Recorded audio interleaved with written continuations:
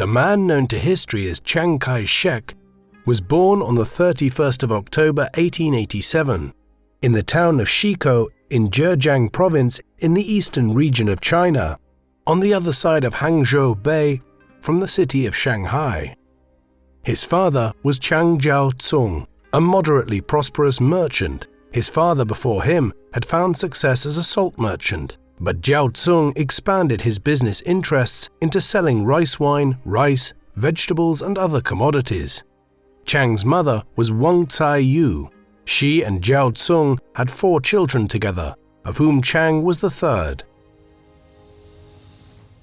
This video is brought to you by Supremacy 1914, a free online PvP strategy game in which you can use military tactics such as those used by Chiang Kai-shek perhaps. You can choose a real country to lead during World War I and fight up to 500 other players in real time in games that can take weeks to complete.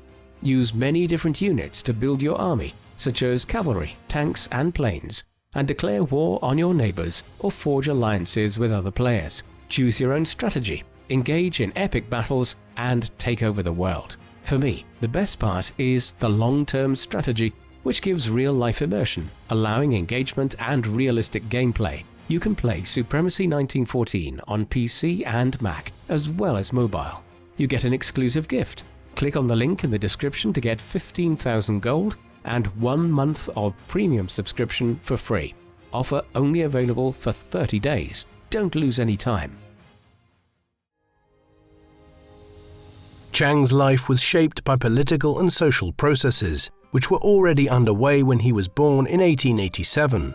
A half a century earlier, China's long-held policy of cutting itself off from Western influences had come to a crushing end when Britain went to war with the Chinese in an effort to, amongst other things, force it to open its ports to the sale of opium from British India.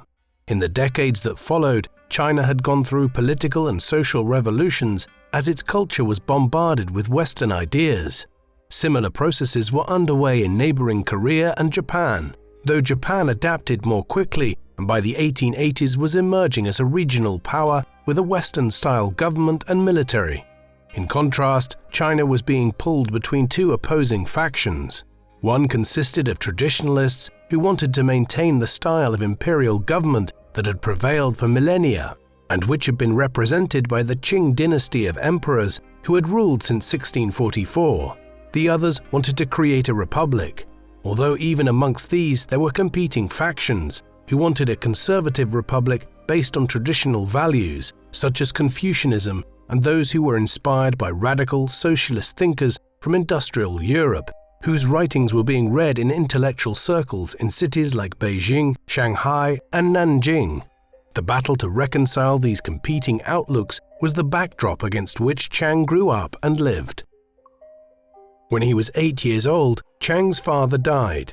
His mother was left largely destitute, and in later years, Chang would speak of being left virtually orphaned at this time.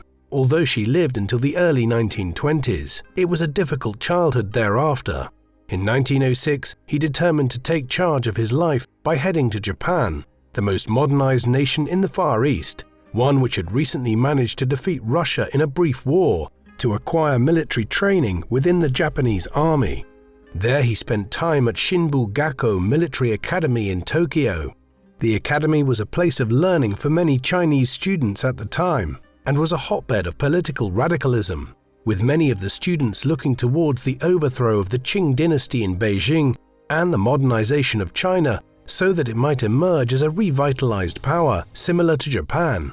One of the radical groups here during Chang's time was a branch of the Tungmenghui, or United League, a secret society that had been founded back in 1905 by one Sun Yat-sen, a Chinese philosopher and revolutionary who had spent time in the United States and had returned to Asia determined to achieve what he called the 3 principles of the people: nationalism, democracy, and welfare. Inherent in his political philosophy was a determination to overthrow the Qing dynasty, which he not only perceived as being archaic, but also critiqued as a dynasty of the Northern or Manchu Chinese. Chang would become intrinsically connected with Sun Yat-sen and the political movements he led for the next 20 years. Between 1909 and 1911, Chiang continued to serve in the Japanese Imperial Army, while also fostering his associations with Chinese revolutionary movements. He only returned to China in the late autumn of 1911 when the outbreak of a revolution, known to posterity as the Shin Hai Revolution, led to a major political crisis for the Qing dynasty government. The imperial government had been weakened already through the succession of a 2-year-old emperor, Puyi, in 1908, and without strong leadership and little desire to maintain the imperial regime throughout China at large, the imperial system collapsed in a matter of weeks. On the 1st of January 1912, a new Republic of China was brought into being, bringing the imperial system, which had dominated the country for over 2 millennia, to an end. Sun Yat-sen was appointed as the provisional president of the Republic. By then, Chiang was active in the politics of the city of Shanghai and moved between there and the capital of the new republic, Beijing. In the autumn of 1912, he was involved with Sun Yat-sen in the creation of the Nationalist Party, a political successor to the Tungmeng Hui. While the Shin Hai Revolution of 1911 and the creation of the Republic of China were momentous events in China's history and its modernization, they did not bring a stable democracy into being. In the 1910s and into the 1920s, the political landscape was a chaotic one, in which warlords who had formed part of the old imperial system carved out their own principalities in the provinces. Additionally, Sun Yat-sen, Chiang, and the nationalists were soon outflanked in the country's constitutional politics by the Progressive Party that was formed in 1913. This led to what is known as the Second Revolution, a period in which Sun Yat-sen and his followers refused to acknowledge the authority of the Beiyang government in Beijing, led by Yuan Shikai, an old Chinese general who was seen as being tainted by his associations with the Qing dynasty, and who briefly tried to restore the monarchy in 1915. There was, in effect, a form of civil war throughout China during these years, although it was a very chaotic state of affairs rather than an organized conflict between competing entities.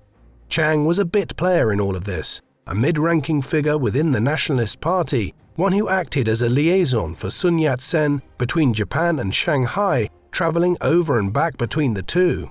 But few people who knew him during these years would have predicted his rise to national prominence in years to come.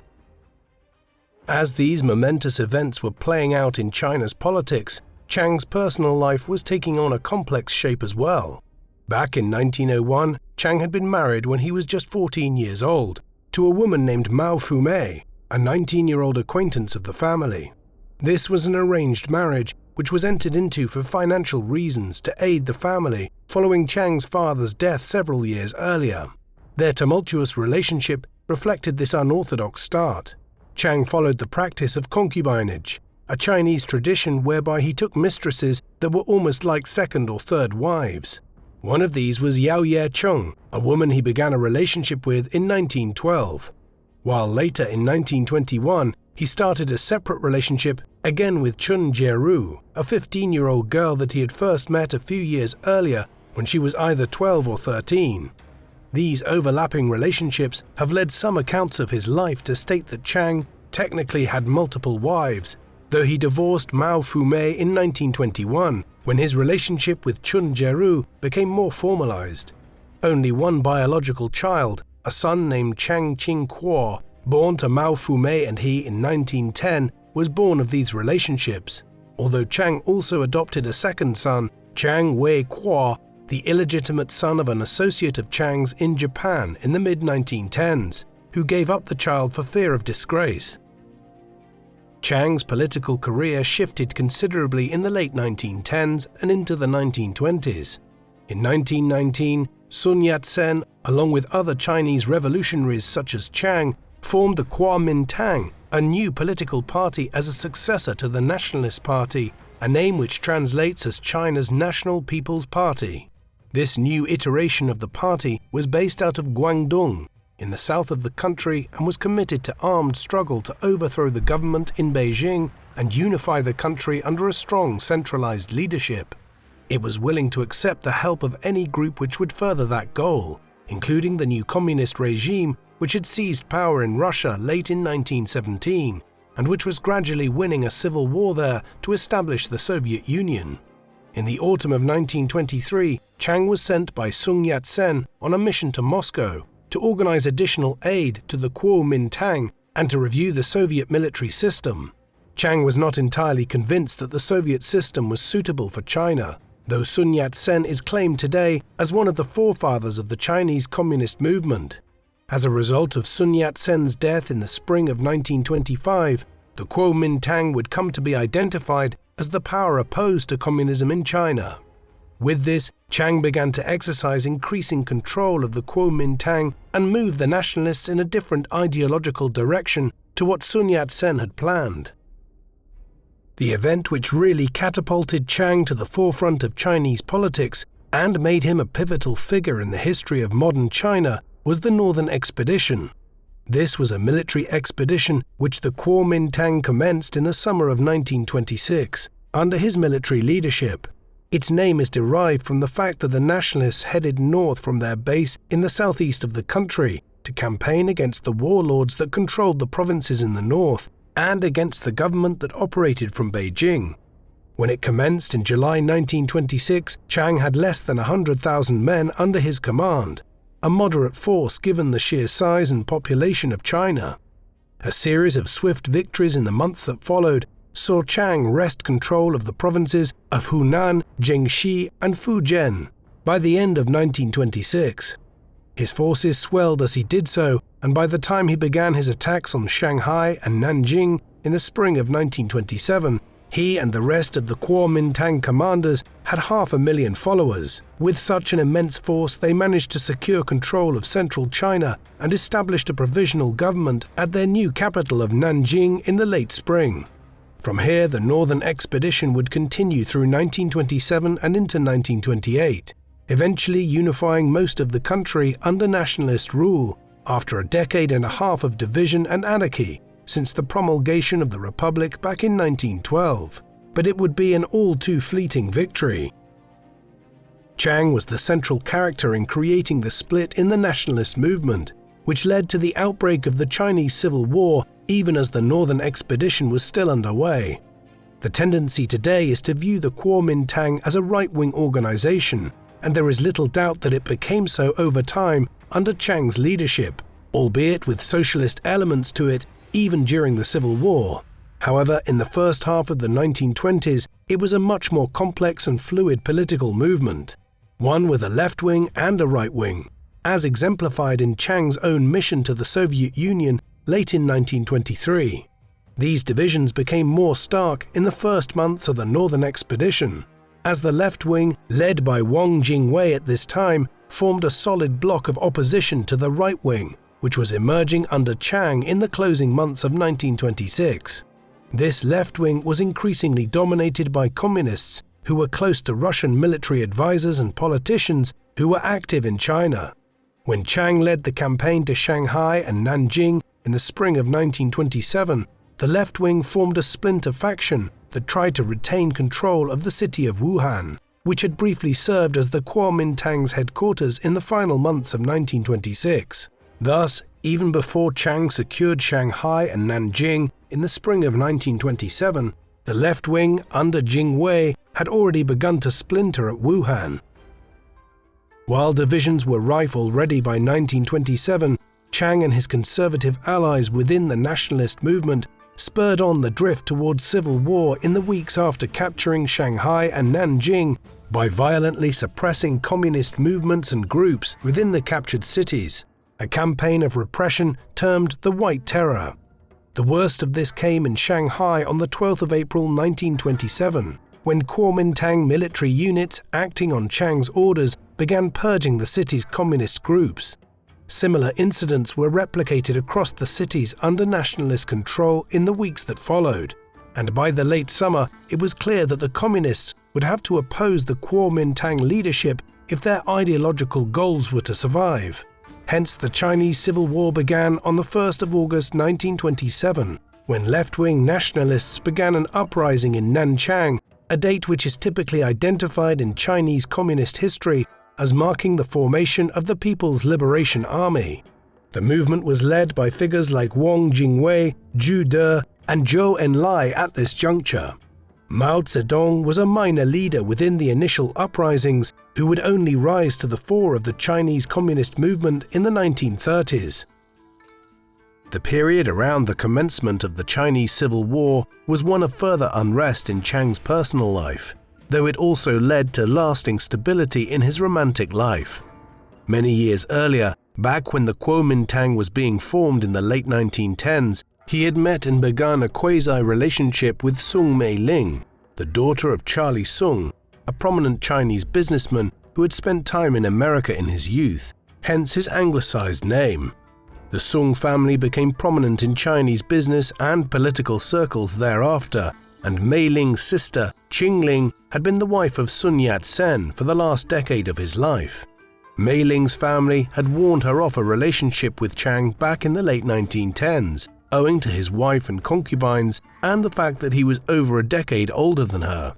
But in the mid-1920s, they began spending time together.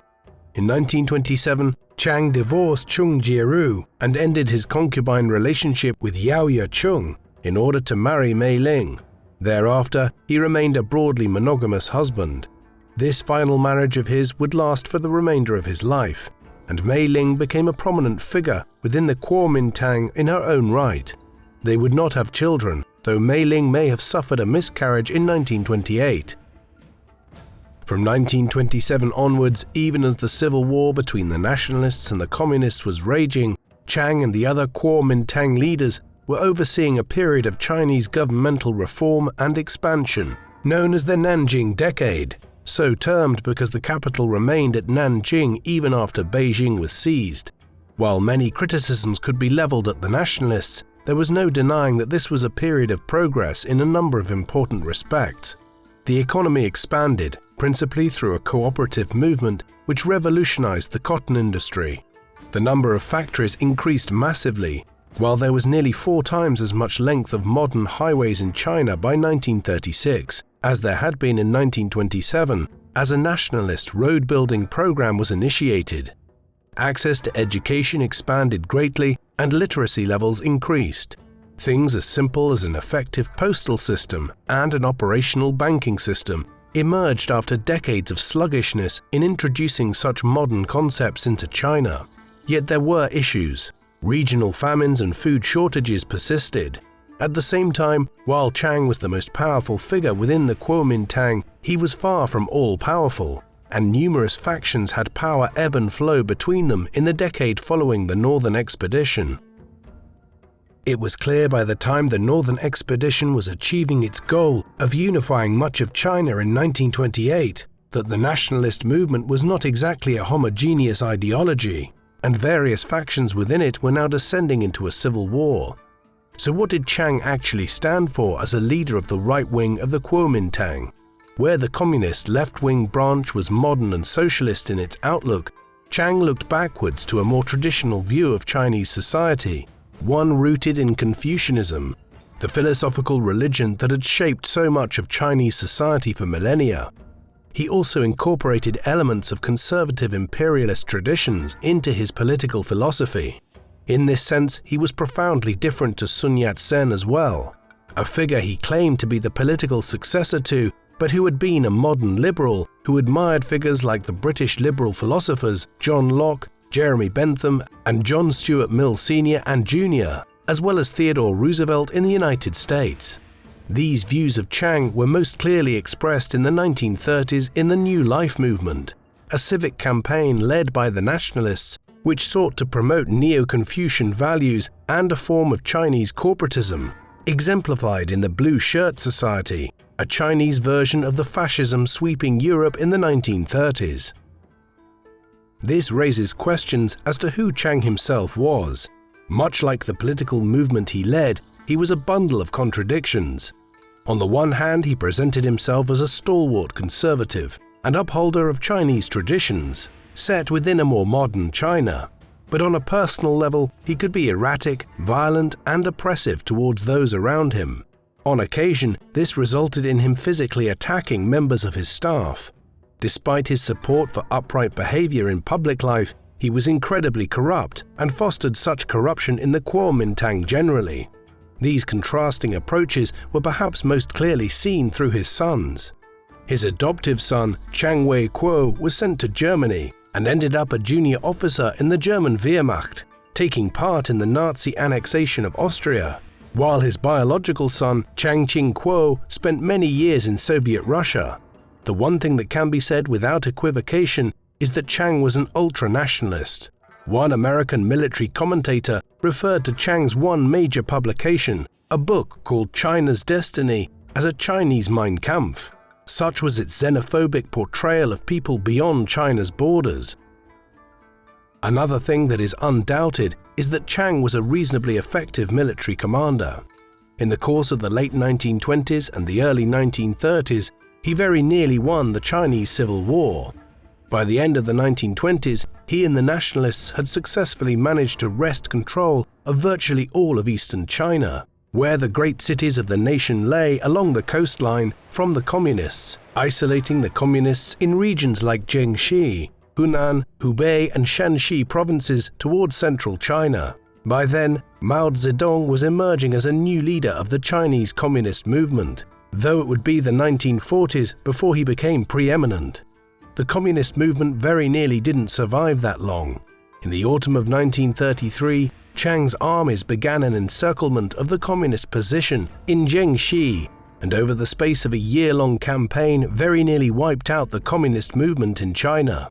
It only remained alive as units of the Chinese Red Army broke through the nationalist cordon late in 1934 and began what has been immortalized in Chinese communist propaganda as the Long March to Freedom.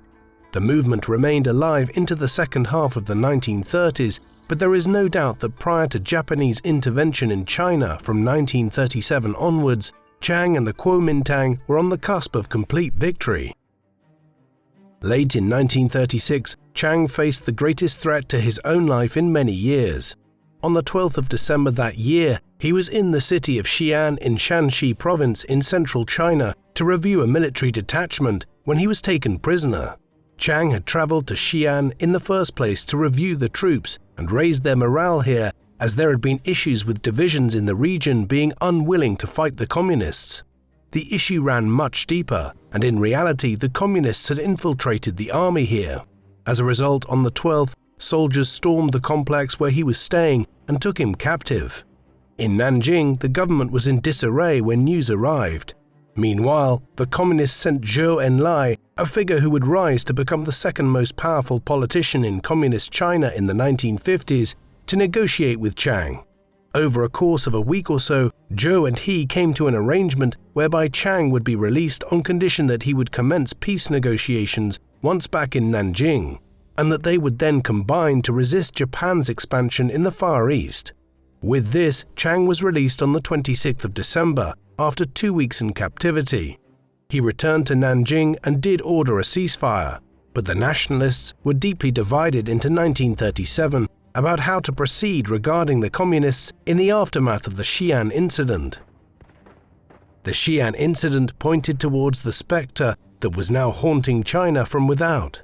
Japan had modernized so effectively by the 20th century that it was determined to become the preeminent power in the Far East and the Western Pacific. Having conquered Korea decades earlier, in 1931 the imperial government invaded the Manchuria region of northeastern China and formed it into the puppet state of Manchukuo. A wider war was avoided through Chinese reticence to engage with Japan at that time, while the nationalists and the communists were mired in civil war. But in the summer of 1937, the Japanese invaded China again, this time occupying the major cities of the east. Beijing and Shanghai both fell quickly, and Nanjing was captured in December 1937, leading to mass atrocities in the nationalist capital by the Japanese in the weeks that followed. During the Rape of Nanjing, as it is termed, upwards of 200,000 people were murdered and tens of thousands of women were raped. Chiang had eloped with his government and divisions of the Kuomintang to the city of Chongqing, further inland in central China, which the Chinese resistance to Japanese occupation would establish as their capital for years to come. The outbreak of the Sino-Japanese War presented a problem for both Chiang and the leaders of the communist movement, like Zhou Enlai and Mao Zedong. They would not continue to fight with one another while also trying to resist the Japanese in eastern China. An uneasy peace was accordingly patched together for the duration of the conflict, however long it might last, against the occupying power. An additional benefit of this was that while the Communists could acquire aid from the Soviets in Russia, Chiang and the Nationalists had favorable ties with the British in India and Burma, as well as the United States, which was already anxious by 1938 and 1939 about Japanese expansion in the Pacific, a sphere which America considered absolutely vital to its economic and national interests. Both Chiang and his allies and the Communist leaders were in no doubt, however, that as soon as Japan was defeated, the Civil War would resume. It would be many years before that occurred.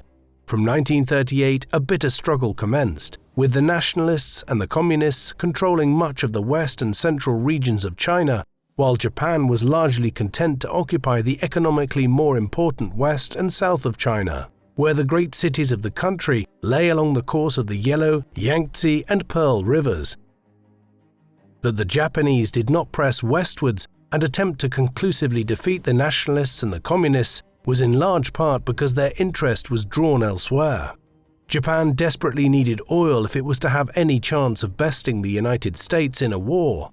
The nearest large supply of this was in Southeast Asia, around the Dutch East Indies, and also British wells in Burma and around Borneo and Brunei in the East Indies. Supplies of oil, steel, and other resources needed for warfare were also prerequisites for Japan to be able to defeat Chiang and his armies in central China. So when the US cut off supplies of oil and steel to Japan in the course of 1940 and 1941, it left the Japanese with no option but to either risk a war with the US or else abandon its expansionist policy. The regime in Tokyo chose war and attacked Pearl Harbor in Hawaii on the 7th of December 1941. It was the salvation of the Chinese cause. Within a year, the Second World War had turned decisively against Japan and its main ally, Nazi Germany, and with America's economy transformed to focus exclusively on the conflict, war material began arriving to the Chinese in ever greater amounts in 1942, 1943, and 1944. Chiang held the office of Premier of the Republic of China in the Chongqing government for most of the war period. He had held this office periodically during the 1930s, though not without interruption, while from April 1938 he would serve as the Director General of the Kuomintang until his death nearly 4 decades later. Therefore, while there were other rivals for power within the nationalist government during the Nanking Decade, the outbreak of the Sino-Japanese War in 1937 allowed Chiang to consolidate his control over the government. Given this, he should be viewed unequivocally as the individual who was responsible for the prolific corruption of the nationalists during the wartime period. Enormous sums of money were embezzled by the Kuomintang officials during the late 1930s, and through the 1940s, much of it being funding sent by the Americans and British to support the war effort. Most scholars agree that Chiang was not personally guilty of excessive corruption himself, but he turned a blind eye to it. Notably the huge sums of cash stolen by the former Minister of Finance and head of the Chinese Central Bank, Kung Xiangxi. Kung was married to Chiang's sister-in-law, Soong Ai-ling, and he was unwilling to stop he and his wife from siphoning off tens of millions of dollars into American accounts. They would later leave China after the war and live in luxury in Beverly Hills, with wealth stolen from the Chinese state during the war. Kung and Ai-ling were just the most glaring example of this pilfering of the government coffers. Chiang did little to stop corruption proliferating at every level within the nationalist apparatus in the 1930s and 1940s. It is widely accepted today that one of the reasons why the Chinese communists were able to build support in these years and finally emerge victorious in the Civil War was owing to public apathy about this enormous level of corruption. Because of his position as Premier of the Republic of China, and also owing to the fact that the Chinese, both the nationalists and the communists, were receiving the bulk of their military aid from the British and Americans through India and Burma, Chiang was the paramount figure when it came to diplomacy between the Chinese and the Allies during the Second World War. For instance, Chiang was the third senior-most figure at the Cairo Conference in November 1943. Next to US President Franklin Delano Roosevelt and the British Prime Minister Winston Churchill, the Soviet leader Joseph Stalin was not present. Here he pushed for a massive campaign into the Burma region, which would strike at the Japanese positions there and to the southeast towards Singapore, a project which would pull Japanese resources away from China and allow for American bombing of Japanese military targets within eastern China. Roosevelt was immensely supportive of the Chinese position and even agreed in principle to an injection of $1 billion of financing for the Chinese at the Egyptian conference. The Americans were also interested in the possibility of the Chinese overseeing Indochina after the war, being uncomfortable with the colonies of Vietnam, Laos and Cambodia returning to French colonial rule once the Japanese were defeated. This was the high watermark for Chiang's diplomacy though. In the course of 1944, the American general in charge of the China-Burma-India theater, Joseph Stilwell, became profoundly disillusioned with Chiang and the nationalists and their corruption, believing their embezzling of money had largely caused the fall of the city of Changsha to the Japanese in June that year. Stilwell was eventually replaced, but American faith in Chiang and the nationalists withered away nonetheless. The fall of Changsha was one of the last major victories for the Japanese in China during the war. By the second half of 1944, the war had swung definitively against Germany and Japan in Europe and Asia. The American economy had now been entirely transformed and directed towards the war effort, and men, aeroplanes, tanks, ships and armored vehicles poured into the Pacific theater every day. In the spring of 1945, the Chinese advanced into southern China towards Guangdong. The intention had been to campaign north thereafter and retake Nanjing and Shanghai in what would have been a carbon copy of the northern expedition 2 decades earlier. But before these plans were ever initiated, the United States dropped the atomic weapons on the cities of Hiroshima and Nagasaki in early August 1945, leading to Japan's surrender a few weeks later. With this, the war came to an end in China, along with the Eastern Front in Russia and Eastern Europe between 1941 and 1945. The Chinese theater had been by far and away the most deadly theater of the Second World War, with between 15 and 25 million people being killed here through combat, Japanese atrocities and several famines between 1937 and 1945. Despite this, peace with Japan did not bring peace to China. Within weeks, both Chiang's nationalists and the communists were preparing for the descent back into the Civil War, which had only been on hiatus for as long as the Japanese occupied eastern China. By 1946, the Chinese Civil War was back in full swing. However, where the nationalists had been close to victory back in the 1930s, they were now much more evenly matched. Furthermore, while Moscow was willing to support Mao's Red Army as much as necessary, the Americans were seeking a way out of the war in the Far East and sent the Secretary of Defense, George Marshall, to China in 1946 to try to broker a peace, a sign of their wavering commitment.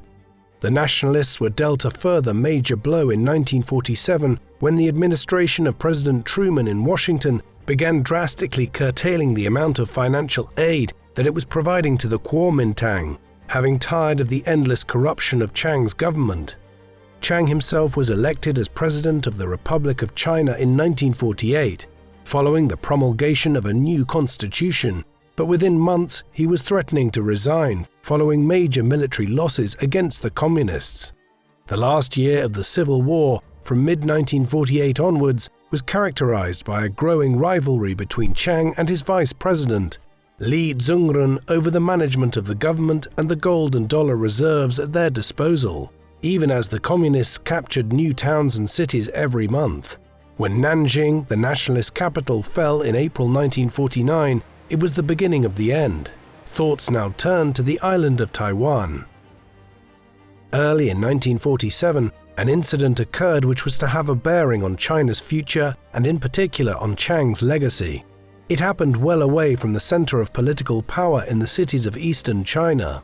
The episode occurred on the island of Formosa, better known today as Taiwan. This was a peripheral part of China, one which had been controlled for half a century between 1895 and 1945 by the Japanese. In the aftermath of the war, the Chinese government had taken it back over, and a governor, Chun Yi, was appointed to oversee the island. The local population soon became disillusioned with the Chinese administrators and the Kuomintang rule, perceiving the nationalists as being as corrupt as the Japanese had been brutal.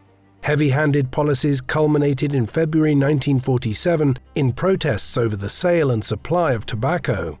This all boiled over on the 28th of February in an insurrection which was brutally suppressed by Chun Yi and the nationalist garrison, with authorization from Chiang. The death toll on the February 28th incident is a point of major contention in Taiwanese history, with some claiming that as many as 25,000 people were killed, though other modern analysts argue the figure could not have exceeded 10,000. Whatever the death toll might have been, it has colored views of Chiang's legacy in Taiwan down to the present day. The February 28 incident would not have become as central an episode in Chiang's career were it not for the fact that his life would become so entwined with the island shortly afterwards. By 1949, the situation on the mainland was desperate for Chiang and the nationalists. In January of that year, he stepped down as leader of the Kuomintang and was replaced for a time by Li Zhongrun. He remained central to military planning and in the months ahead oversaw a gradual withdrawal of nationalist forces from Nanjing, Chengdu and Chongqing and other cities and towns southwards towards Canton. Aware that they could not hope to resist the Soviet-backed communists on the mainland, Chiang and the other nationalist leaders now began preparing to evacuate the mainland and pull their forces back to the island of Hainan in the South China Sea and Taiwan, with the latter being the focus of the retreat. Chiang and the others realizing that the communists would find it difficult to take the island stronghold, particularly since the United States would aid the nationalists here and still had huge military forces stationed in the Western Pacific since the end of the Second World War. Thus, in the course of the autumn and early winter of 1949, hundreds of thousands of nationalist troops and personnel began evacuating from the mainland to Taiwan. When the trickle of individuals who had already fled here since 1946 to avoid the fighting that was taking place in China proper is taken into account, it is estimated that 2.2 million people relocated from mainland China to Taiwan between 1946 and early 1950. Having overseen this massive operation over the course of several months in late 1949, Chiang and the other leaders of the Kuomintang arrived in Taiwan and began establishing it as a rival Republic of China, even as the Communists were solidifying the People's Republic of China's hold over the mainland. The island of Hainan was overrun by them in the space of a few weeks in the late spring of 1950, ensuring that the nationalists were now confined entirely to Taiwan and some small island chains which lie around the larger island of Formosa. Taipei was established as the capital of the Republic of China on the island, and Chiang was quickly confirmed as the new president of the Republic. Such was the international situation at this stage in the Cold War that the Republic, despite being confined to the island and having lost all of the mainland, continued to be recognized by the Western powers as the legitimate Chinese authority, and the ROC, the acronym for the Republic of China, held a position at the United Nations from which the People's Republic of China was excluded for the next 20 years, a major boon to Chiang and his followers following the disastrous end to the Chinese Civil War. One of Chiang's first tasks on Taiwan was already underway from the middle of 1949, when the first steps had been taken to turn it into a nationalist stronghold. This began with the imposition of martial law and was soon expanded into a campaign to crack down on anyone who might be opposed to the new regime, especially anyone remotely connected to the communist movement. Much like the wave of anti-communist attacks launched by the Kuomintang back in 1927 during the Northern Expedition, it has come to be known as the White Terror, a campaign which technically lasted until the lifting of martial law through two measures in 1987 and 1992, but which was carried out most brutally in the early 1950s. In those early years, tens of thousands of Taiwanese people were imprisoned, while 3,000 or so were executed. Undoubtedly, some of those who were arrested and even executed were opponents of the regime, but like all such campaigns of state terror, huge numbers of people were punished excessively for only minor associations with the dissidents, while others still were entirely innocent of any crime. Many of the purges were personally commanded by Chiang against the navy and army, where hundreds or dozens of people were arrested at a time, ostensibly to root out communist sympathizers, though often in reality to remove any potential rivals to his rule. By the time the White Terror ended, it is believed that as many as 140,000 people spent periods imprisoned. The severity of the White Terror on Taiwan in the first years of the establishment of the nationalist government was not entirely unjustified. The communists on the mainland had not simply forgotten about the Kuomintang after Chiang led his people and armies to Taiwan in 1949. Mao and the other leaders of the People's Republic were determined to retake Taiwan, as much for the purposes of destroying a rival Chinese polity as for the actual strategic and economic value of the island itself. They had an opportunity to do so in 1949 and early 1950, at which juncture the United States probably would not have made any efforts to stop a communist invasion of Taiwan. But following the outbreak of the Korean War in the summer of 1950 and Chinese intervention in support of North Korea the following October, the US made it clear it would not look kindly on any efforts to attack Chiang's nascent nation. Nevertheless, in 1954 and again in 1958, the People's Republic began bombing some of the smaller islands in the Straits of Taiwan and seemed to be inclined to launch an invasion. On both occasions, President Dwight Eisenhower, who remains the only sitting American president to have visited Taiwan when he did so in 1960, affirmed himself to be a staunch ally of Chiang Kai-shek, having the US Senate agree to the Formosa Resolution early in 1955, whereby US aid in defense of Taiwan should it be invaded was affirmed, while in 1954 a very direct threat was issued to Beijing that if Mao's government moved to invade, the US would consider employing its nuclear arsenal against China. Unsurprisingly, the Chinese, who would not acquire nuclear capabilities themselves until 1964, backed down. It wasn't all a one-way street when it came to plans to resume the war between the nationalists and the communists. Chiang also developed plans to invade the mainland in the 1950s and into the 1960s. One of these involved the training of elite bands of insurgents by the American CIA under the terms of the Sino-American Mutual Defense Treaty, the plan being to send these to the mainland to operate alongside anti-communist elements there. A 1956 plan envisioned the mobilization of approximately 750,000 troops to invade the mainland, an enormous force in any other corner of the world, but perhaps nowhere near enough to invade and conquer mainland China. The most elaborate scheme was Project National Glory, or Project Guoguang, an initiative around 1960 and 1961 that aimed to take advantage of the chaos which had been unleashed across China by the Great Leap Forward, as Chairman Mao's efforts to have China become one of the most industrialized nations on Earth resulted in a catastrophic famine that killed tens of millions of people. The plan was shelved when the United States refused to sanction it following the debacle of the Bay of Pigs in Cuba in April 1961. Any hopes of invading the mainland were fully abandoned from the mid-1960s, once the People's Republic acquired a nuclear arsenal. In 1954, the first presidential elections were held in Taiwan, following the flight to the island in 1949. This was not an open election, but instead just over 1,500 delegates to a National Assembly determined who would serve as president for a term of 6 years. Chiang garnered 97% of the vote, hardly surprising given the dominance of the assembly by the Kuomintang. A similar system was employed in elections in 1960, 1966 and 1972, with Chiang winning overwhelming victories on each occasion. As president, he ruled Taiwan as a military dictatorship. It came with the usual features one would expect of this. The White Terror continued in a slimmed-down manner. A secret police cracked down on open expression of political views and cultural liberalism, and the cult of personality he had first fostered on the mainland continued. But there were some advances.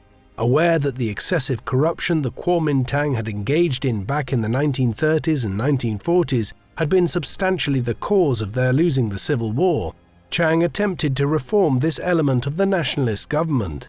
Moderately socialist policies were also pursued, and a middle class was cultivated through progressive taxation. Economically, Chiang was a protectionist in the 1950s, seeking to build up indigenous industries and self-sufficiency, though that would change in time. Diplomatically, Chiang fostered relations with the United States as Taiwan's closest ally, while also seeking close ties to Japan, a country which emerged quickly from the disaster of the Second World War to become an economic powerhouse of Asia. To a much greater extent than back in China in the 1930s and 1940s, Chiang promoted a cult of personality on Taiwan from 1950 onwards.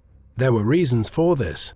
Firstly, it was, to a much greater degree, the unchallenged dictator of Taiwan after the flight to the island in 1949, whereas he had rivals for power within the nationalist movement back in China in the period from the mid-1920s to the end of the 1940s.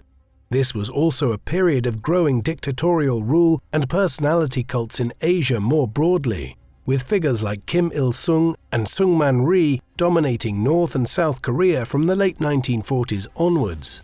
In Taiwan, this took the form of images of Chiang in public spaces, encouragement of people to keep images of the leader in their homes, and also the erection of civic buildings in honor of Chiang and his family. This cult of personality would persist long after his death and continued to be promoted by his son and his widow. It has only gradually been dismantled in Taiwan since the 1990s. Despite Chiang's initial economic protectionism in China and in his first years of his rule over the Republic of China's island home, his quarter-century rule there saw Taiwan begin to enter into an economic miracle. In the 1960s and 1970s, the country experienced annual rates of GDP growth of nearly 10%. Much of this was driven initially by a commitment to creating small and medium-sized cooperatives that mass-produced goods that required little technological know-how or industrial capacity to make. For instance, beginning in the 1960s, Taiwan began to mass-produce umbrellas. By the 1970s, 3/4 of the world's umbrellas were made in Taiwan, and this was just one of many such products that the country cornered the market in. From there, it began to build technical expertise and use both American and Japanese financial aid and direct investment to begin developing more sophisticated products. For instance, the last years of Chiang's time as head of the Republic saw the first plants opened to manufacture semiconductors. Today, the semiconductor industry in Taiwan is worth over $100 billion, and the island produces 20% of the world's supply. Earlier critics suggested that the Taiwanese economic miracle happened despite Chiang's protectionist impulses. But in 1959, his government had adopted an economic reform plan that prioritized market liberalization and foreign investment. The early 1970s brought a shift in international relations which was profoundly negative for Taiwan and the position Chiang had tried to establish for his nation on the world stage ever since 1949. Throughout the 1960s, Western countries, led by the United States, had been under growing pressure from Moscow and Beijing to recognize the primacy of the People's Republic of China at the United Nations. In 1961, the communist government was admitted to the UN, meaning there were now two nations within the organization that claimed to be the legitimate government of China. In the years that followed, several Western nations shifted their stance to recognize the People's Republic as being the de facto government of China, while many of the leading non-aligned countries in the Cold War, such as India, also pressed China's case. Then finally, in 1971, the United States shifted its stance following a visit by the American Secretary of State Henry Kissinger to Beijing. As a consequence, late that year, a UN resolution effectively expelled Taiwan from its position on the Security Council and admitted China as the recognized Chinese government. Then US President Richard Nixon undertook a state visit to China in February 1972 to begin normalizing relations. In the end, the reality of the People's Republic controlling all of mainland China and the economic benefits which would accrue to the Western world by normalizing relations with Beijing proved decisive factors, and most countries withdrew official recognition of the Taiwanese government. Chiang was an aging man by the time that the Western powers began changing their diplomatic stance to acknowledge the People's Republic as the power that represented China on the world stage. Already into his 80s by the 1970s, he began to suffer from numerous ailments during these years, notably kidney problems and heart issues. A heart attack preceded his death from kidney failure and pneumonia at 87 years of age on the 5th of April 1975, over a quarter of a century after the retreat to Taiwan. A month of mourning was declared in Taiwan, both before and after his state funeral on the 16th of April. A huge tomb was created to house his remains. The Chiang Kai-shek Memorial Hall, which is located in central Taipei next to the National Theatre. Today, a library and museum commemorating his life and the history of the Republic of China are inside the hall. He was succeeded as president by Yen Chia-kan, who served out the remainder of Chiang's 5th term. When fresh elections were held in 1978, Chiang's son from his first marriage, Chiang Ching-kuo, was elected as the new president. He gradually oversaw a loosening of Kuomintang and military rule, and is generally credited with beginning the transition to a democracy after his father's dictatorship. Chiang left behind a contested legacy. On the one hand, his life's work had ensured that an alternative version of China, one very different from the People's Republic of Mao Zedong, remained alive on Taiwan, yet its position was weak at the time of his death, and the Western world clamored to recognize the People's Republic and in the process turned their back to some extent on their Taiwanese allies. Both China and Taiwan have changed greatly since. Mao's near successor, Deng Xiaoping, set China on a course of economic liberalization and further rapprochement with the Western world. What has developed since, through the Chinese economic miracle, is a country which remains communist in the barest sense, in reality being a capitalist state with elements of a command economy, one where an autocratic government reserves the right to intervene substantially when its interests are threatened. Taiwan has become much more democratic since Chiang's time, and despite his position as father of the nation, he is ranked poorly as a leader there on account of being a quasi-dictator. Nevertheless, while Taiwan has become a democratic nation, and China a pseudo-capitalist one since Chiang's time, the tensions between the two nations and China's desire to reincorporate what it perceives as a breakaway province have not gone away. Quite the contrary. As anyone who keeps an eye on world politics will be aware, tensions have been escalating in the Straits of Taiwan again in recent years, and China's desire to annex Taiwan will be one of the most important flashpoints in the growing rivalry. Chiang Kai-shek was one of the most important individuals in the history of modern China.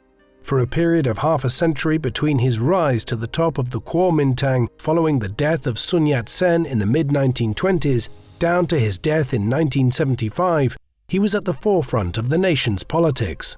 For exactly half of that period, he was the leader of the nationalists on the Chinese mainland, a period which saw him lead the Northern Expedition, then nearly achieve victory over the communists in the early 1930s, only to have the Japanese invasion occur from 1937 onwards, followed by the Second World War, a resumption of the Civil War in 1945, and final defeat in 1949. Few individuals live through such historic events, let alone are at the center of them continuously for several decades. The encore was a quarter of a century as head of the Republic of China on the island of Taiwan. And yet, despite being unquestionably the most significant figure in the history of modern Taiwan, his legacy there is very contentious today. This in many ways reflects his career. He was an individual of enormous ability, though fatally flawed, with the corruption and the brutality that the Kuomintang became synonymous with in the 1940s, ultimately allowing the nationalists to snatch defeat from the jaws of victory in the Civil War. What do you think of Chiang Kai-shek? Was he a Chinese patriot who could have steered China on a far better course if he had led the nationalists to victory in the Civil War? Or was he a corrupt military dictator who simply looks good in retrospect by comparison with Mao Zedong? please let us know in the comments section. And in the meantime, thank you very much for watching. Supremacy 1914 is a free online PvP strategy game set up during World War I. Choose your own strategy, engage in epic battles, and take over the world. You get an exclusive gift. Click on the link in the description to get 15,000 gold and 1 month of premium subscription for free. Offer only available for 30 days. Don't lose any time. Click the link in the description, choose your country, and fight your way to victory.